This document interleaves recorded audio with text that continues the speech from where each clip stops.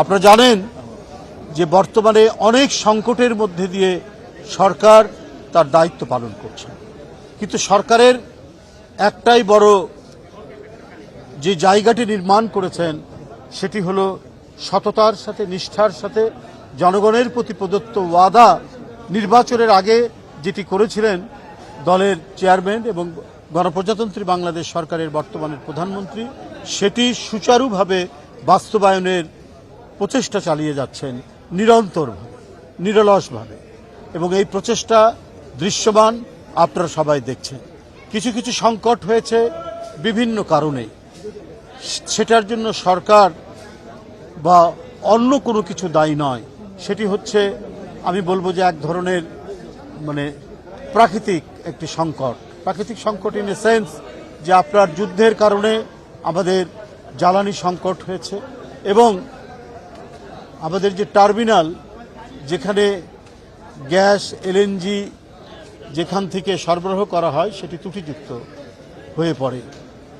সেই কারণে এখন গ্যাসের চাপ কমে গেছে কয়েকদিন, এবং বিভিন্ন এলাকার কল কারখানা বন্ধ থেকেছে এবং বাড়িতে বাড়িতে চুলা জ্বালানোর ক্ষেত্রেও সেখানে তৈরি হয়েছে সংকট।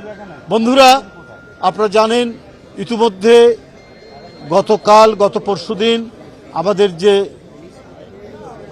মহেশখালীতে ভাসমান যে টার্মিনাল, সেটার যে ত্রুটি হয়েছিল সেটা সম্পূর্ণরূপে সারাই করা হয়েছে, ঠিক হয়ে গেছে, এবং এলএনজি ভর্তি কার্গো ইতিমধ্যে এসে পৌঁছেছেন এবং সরবরাহ চলছে। আপনারা জানেন যে দেশের বিভিন্ন অঞ্চলে গ্যাসের যে চাপ কমে গিয়েছিল সেই চাপ আবার বৃদ্ধি পেয়েছে, লোডশেডিং অনেক কমে গেছে। তা আমি যেটি বলেছি, একটি সরকারের আন্তরিকতা থাকলে এবং জনকল্যাণে মনোনিবেশ করলে সেই সরকার সফল হয়। সেইটি তারেক রহমানের সরকার নতুন করে প্রমাণ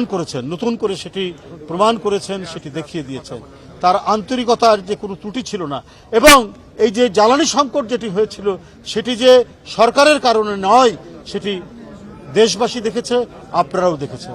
তো যাই হোক, এর মধ্যেও চক্রান্ত যে নেই তা না, চক্রান্ত আছে, ষড়যন্ত্র আছে, কিন্তু সেগুলোকে আইডেন্টিফাই করে সেই চক্রান্তগুলোকে প্রতিহত করে এই সরকার জনকল্যাণে, সামাজিক সুরক্ষা এবং অবকাঠামোগত যে উন্নয়নের ধারা, সেই ধারাটি তিনি অব্যাহত রেখেছেন। আমরা আশা করব এই ধারা অব্যাহত থাকবে এবং প্রতিটি ক্ষেত্রে সরকার যে কাজগুলি করছেন তার জবাবদিহিতা থাকবে।